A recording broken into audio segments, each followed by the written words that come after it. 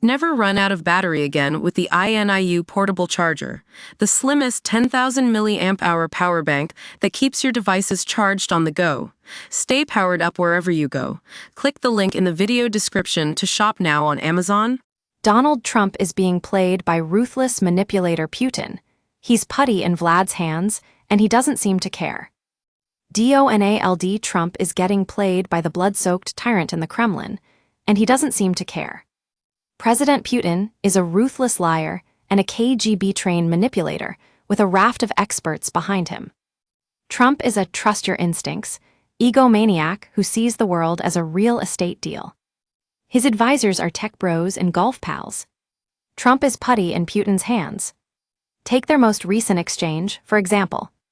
On Thursday, Putin rejected Donald Trump's 30-day ceasefire plan for Ukraine.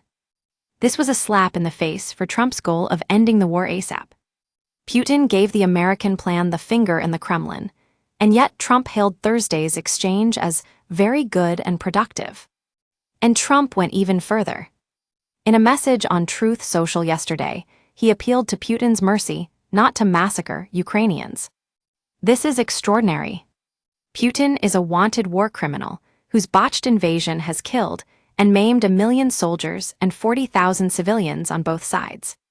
His soldiers have committed countless atrocities, including rape, torture, executing prisoners of war.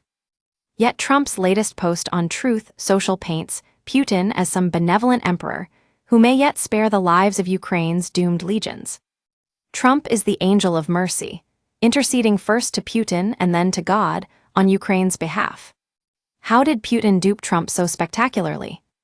The short answer is flattery. He thanked Trump a lot. He fluffed Trump's ego repeatedly and claimed that only the two of them, the strongmen, could solve the war together. Asked about the ceasefire on Thursday, Trump had a well-prepared answer. Putin said, "I would like to start by thanking the President of the United States, Mr. Trump, for paying so much attention to the Ukraine settlement. Leaders are also busy," Putin said. Only Trump and a handful of others, like China's Xi Jinping, were devoted to the noble mission of ending the war in Ukraine. Secondly, Putin agreed with Trump. He said, "We agree with the proposals to cease hostilities." Of course there was a catch. Putin still wants to conquer Ukraine. That was couched as solving the root causes of the conflict. Thirdly, Putin tried to sow division between the US and Ukraine.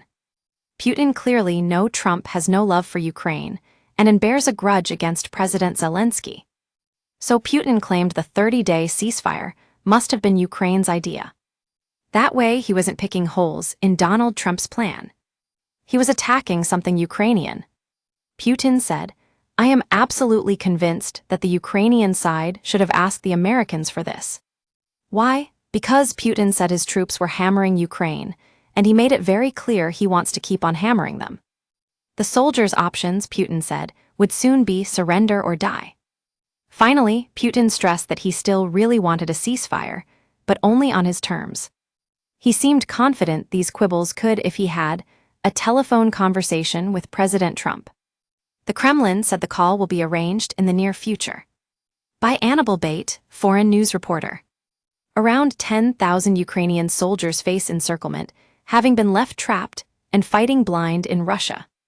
Kyiv has frantically fought to maintain its position in the occupied Kursk region to serve as leverage for potential peace talks, which come as soon as next week in Saudi Arabia. But now it looks like their fragile grip the Russian region, which they seized with such fanfare last year, could be slipping away from them.